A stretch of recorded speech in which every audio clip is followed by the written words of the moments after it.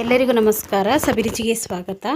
ನಾನಿವತ್ತು ಮೆಂತ್ಯ ಕಾಳಿನ ರಸಮ್ ಮಾಡ್ತಾಯಿದ್ದೀನಿ. ತುಂಬಾ ಈಸಿಯಾಗಿ ಮಾಡ್ಕೋಬಹುದು. ರುಚಿ ಅಂತೂ ತುಂಬಾ ಚೆನ್ನಾಗಿರುತ್ತೆ. ಬನ್ನಿ ಈ ಒಂದು ರೆಸಿಪಿನ ಹೇಗೆ ಮಾಡೋದು ಅಂತ ನೋಡೋಣ.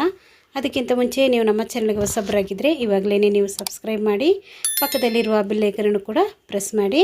ಅದು ಹೇಗೆ ಮಾಡೋದು ಅಂತ ನೋಡೋಣ. ಒಂದು ಗಡ್ಡೆ ಆಗುವಷ್ಟು ಬೆಳ್ಳುಳ್ಳಿಯನ್ನು ತಗೊಂಡಿದ್ದೀನಿ. ಒಂದು ಅರ್ಧ ಸ್ಪೂನ್ ಆಗುವಷ್ಟು ಮೆಣಸು ತಗೊಂಡಿದ್ದೀನಿ. ಅರ್ಧ ಸ್ಪೂನ್ ಆಗುವಷ್ಟು ಜೀರಿಗೆ, 1 ಸ್ಪೂನ್ ಆಗುವಷ್ಟು ಮೆಂತ್ಯ ಕಾಳು ತಗೊಂಡಿದ್ದೀನಿ. ಇವಾಗ ಇದನ್ನೆಲ್ಲ ಒಂದು ಚಿಕ್ಕ ಮಿಕ್ಸಿ ಜಾರಿಗೆ ಹಾಕ್ಕೊಳ್ಳೋಣ. ಇವಾಗ ನಾನು ಮಿಕ್ಸಿ ಜಾರಿಗೆ ಹಾಕ್ಕೊಂಡಿದ್ದೀನಿ. ಇವಾಗ ಇದನ್ನು ತರಿತರಿಯಾಗಿ ಗ್ರೈಂಡ್ ಮಾಡ್ಕೊಳ್ಳೋಣ. ತುಂಬ ನುಣ್ಣಗೇನು ಬೇಡ ನೋಡಿ, ಈ ಥರ ತರಿತರಿಯಾಗಿ ನಾನು ಇದನ್ನು ಗ್ರೈಂಡ್ ಮಾಡ್ಕೊಂಡಿದ್ದೀನಿ ನೋಡಿ. ಇಷ್ಟಾದರೆ ಸಾಕು ನೋಡಿ.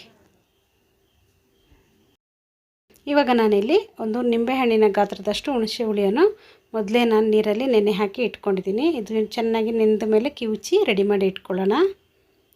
ಇವಾಗ ನಾನು ಇಲ್ಲೊಂದು ಪಾತ್ರೆ ಇಟ್ಕೊಂಡಿದ್ದೀನಿ, ಮಣ್ಣಿನ ಪಾತ್ರೆ ತಗೊಂಡಿರೋದು. ಇದಕ್ಕೆ ನಾನು 1 ಸ್ಪೂನ್ ಆಗುವಷ್ಟು ಎಣ್ಣೆಯನ್ನು ಹಾಕ್ಕೊಳ್ತಾ ಇದ್ದೀನಿ. ಎಣ್ಣೆ ಚೆನ್ನಾಗಿ ಬಿಸಿ ಆದಮೇಲೆ ಇದಕ್ಕೆ ಸಾಸಿವೆಯನ್ನು ಹಾಕ್ಕೊಳ್ಳೋಣ. ಸಾಸಿವೆ ಚೆನ್ನಾಗಿ ಸಿಡಿಬೇಕು. ಚೆನ್ನಾಗಿ ಸಿಡಿದ ಮೇಲೆ ಇದಕ್ಕೆ ನಾನು ಮೊದಲೇ ಗ್ರೈಂಡ್ ಮಾಡಿ ಇಟ್ಕೊಂಡಿರುವಂಥ ಈ ಪೆಪ್ಪರ್ನಲ್ಲಿ ಗ್ರೈಂಡ್ ಮಾಡಿ ಇಟ್ಕೊಂಡಿರೋದಿನಲ್ಲ ಅದನ್ನು ಇದಕ್ಕೆ ಸೇರಿಸ್ಕೊಳ್ಳೋಣ. ಇವಾಗ ನೀವು ಉರಿಯನ್ನು ಸಿಮ್ಮಲ್ಲಿ ಇಟ್ಕೊಂಡು ಇದನ್ನು ನೀವು ಹಾಕ್ಕೋಬೇಕು. ಇದಕ್ಕೇ ಸ್ವಲ್ಪ 1 ಇಂಚ್ ಆಗುವಷ್ಟು ಶುಂಠಿಯನ್ನು ಜಜ್ಜಿ ಹಾಕ್ಕೊಂಡಿದ್ದೀನಿ. ಇದಕ್ಕೇ ಒಂದು 7 ರಿಂದ 8 ಒಣಮೆಣಸಿನ್ಕಾಯನ್ನು ಕೂಡ ನಾನಿಲ್ಲಿ ಸೇರಿಸ್ಕೊಳ್ತಾ ಇದ್ದೀನಿ. ಒಂದು 10 ಸಾಂಬಾರು ಈರುಳ್ಳಿ ಇದೆ ನೋಡಿ, ಅದನ್ನು ಕೂಡ ಇಲ್ಲಿ ಸೇರಿಸ್ಕೊಳ್ತಾ ಇದ್ದೀನಿ. ಕಟ್ ಮಾಡಿ ಹಾಕ್ಕೊಂಡಿದ್ದೀನಿ. ಇದ್ರ ಜೊತೆಗೇ ಕರಿಬೇವಿನ ಸೊಪ್ಪನ್ನು ಕೂಡ ಹಾಕ್ಕೊಂಡು ಇದನ್ನು ಫ್ರೈ ಮಾಡ್ಕೊಳ್ಳೋಣ. ಉರಿಯನ್ನು ನೀವು ಸಿಮ್ಮಲ್ಲಿ ಇಟ್ಕೊಂಡೇ ನೀವು ಇದನ್ನು ಮಾಡ್ಕೋಬೇಕು.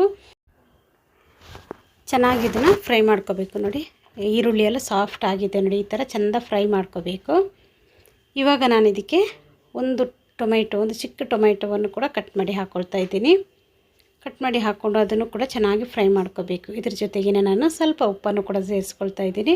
ಹಾಗೆ ಒಂದು 1/4 ಸ್ಪೂನ್ ಆಗುವಷ್ಟು ಅರಿಶಿಣ ಪುಡಿಯನ್ನು ಕೂಡ ಸೇರಿಸ್ಕೊಂಡು ಇದನ್ನು ಚೆನ್ನಾಗಿ ಸಾಫ್ಟ್ ಆಗುವವರೆಗೂ ನಾವು ಇದನ್ನು ಫ್ರೈ ಮಾಡ್ಕೋಬೇಕು ನೋಡಿ. ಇದನ್ನು ಚೆನ್ನಾಗಿ ಒಮ್ಮೆ ಮಿಕ್ಸ್ ಮಾಡ್ಕೊಳ್ತಾ ಇದ್ದೀನಿ. ಇವಾಗ ಇದು ಟೊಮೆಟೊ ಎಲ್ಲ ಸಾಫ್ಟ್ ಆಗಬೇಕಲ್ಲ, ಅದಕ್ಕೆ ನಾವು ಇದನ್ನು ಮುಚ್ಚಳ ಮುಚ್ಚಿ ಬೇಯಿಸ್ಕೊಳ್ಳೋಣ. ಒಂದು 2 ರಿಂದ 3 ನಿಮಿಷ ನಾವು ಬೇಯಿಸ್ಕೊಂಡ್ರೆ ಸಾಕು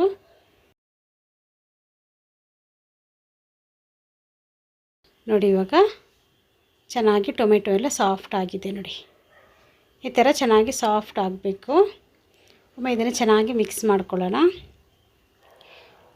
ಇವಾಗ ನಾನು ಮೊದಲೇ ಕಿವುಚಿ ಇಟ್ಕೊಂಡಿರುವಂಥ ಹುಣಸೆ ಹಣ್ಣಿನ ನೀರಿದೆ ನೋಡಿ, ಅದನ್ನು ಸೇರಿಸ್ಕೊಳ್ತಾ ಇದ್ದೀನಿ ನೋಡಿ. ನಿಮಗೆ ರಸಮ್ ಎಷ್ಟು ಬೇಕು ಅಷ್ಟು ನೀರನ್ನು ನೀವು ಇಲ್ಲಿ ಸೇರಿಸ್ಕೊಂಡ್ರೆ ಸಾಕು. ನಾನಿಲ್ಲಿ 1 ಲೀಟ್ರ್ ಆಗುವಷ್ಟು ನೀರನ್ನು ಸೇರಿಸ್ಕೊಂಡಿದ್ದೀನಿ. ನೀರನ್ನು ಹಾಕ್ಕೊಂಡೊಮ್ಮೆ ಚೆನ್ನಾಗಿ ಮಿಕ್ಸ್ ಮಾಡ್ಕೊಳ್ಳೋಣ. ಇವಾಗ ನಾನು ಇದನ್ನು ಮುಚ್ಚಳ ಮುಚ್ಚಿ ಚೆನ್ನಾಗಿ ಕುದಿಸ್ಕೊಳ್ತಾ ಇದ್ದೀನಿ ನೋಡಿ. ಇದು ಚೆನ್ನಾಗಿ ಕುದಿ ಬರ್ತಾ ಇದೆ ನೋಡಿ. ಈ ಥರ ಚೆನ್ನಾಗಿ ಕುದಿಬೇಕಿದು. ಒಂದು 5 ನಿಮಿಷ ಇದು ಕುದಿ ಬಂದರೆ ಸಾಕು. ಇವಾಗ ಇದನ್ನು ಒಮ್ಮೆ ಮಿಕ್ಸ್ ಮಾಡ್ಕೊಂಡು ಆದಮೇಲೆ ನಾನು ಇದಕ್ಕೆ ಸ್ವಲ್ಪ ಕೊತ್ತಂಬರಿ ಸೊಪ್ಪನ್ನು ಕೂಡ ಇಲ್ಲಿ ಸೇರಿಸ್ಕೊಳ್ತಾ ಇದ್ದೀನಿ. ಕುದಿ ಬಂದ ಮೇಲೆ ನೀವು ಇದನ್ನು ಕೊತ್ತಂಬರಿ ಸೊಪ್ಪನ್ನು ಹಾಕ್ಕೊಂಡ್ರೆ ಸಾಕು. ಇವಾಗ ನಾನಿಲ್ಲಿ ರುಚಿಗೆ ತಕ್ಕಷ್ಟು ಉಪ್ಪನ್ನು ಕೂಡ ಇಲ್ಲಿ ಸೇರಿಸ್ಕೊಳ್ತಾ ಇದ್ದೀನಿ. ಹಾಕ್ಕೊಂಡೊಮ್ಮೆ ಮಿಕ್ಸ್ ಮಾಡ್ಕೊಳ್ಳಿ. ಇದು ಒಂದು ಕುದಿ ಬಂದರೆ ಸಾಕು. ತುಂಬಾ ರುಚಿಯಾಗಿರುತ್ತೆ. ಘಮ ಘಮ ಅಂತ ಪರಿಮಳ ಕೂಡ ಬರ್ತಾ ಇದೆ. ಇದು ಮೆಂತ್ಯ ಕಾಳಿನ ರಸಮ್ ಆಗಿದ್ದರಿಂದ ತುಂಬಾ ರುಚಿಯಾಗಿರುತ್ತೆ. ನೀವು ಕೂಡ ಇದನ್ನೊಮ್ಮೆ ಟ್ರೈ ಮಾಡಿ, ಈಸಿಯಾಗಿ ಮಾಡ್ಕೋಬೋದು. ಈ ವಿಡಿಯೋ ನಿಮಗೆ ಇಷ್ಟ ಆಯಿತು ಅಂದರೆ ಒಂದು ಲೈಕ್ ಮಾಡಿ, ಶೇರ್ ಮಾಡಿ, ಸಬ್ಸ್ಕ್ರೈಬ್ ಮಾಡಿ. ವಿಡಿಯೋ ನೋಡೋದಕ್ಕಾಗಿ ಧನ್ಯವಾದಗಳು. ನಾನು ಸಬಿ.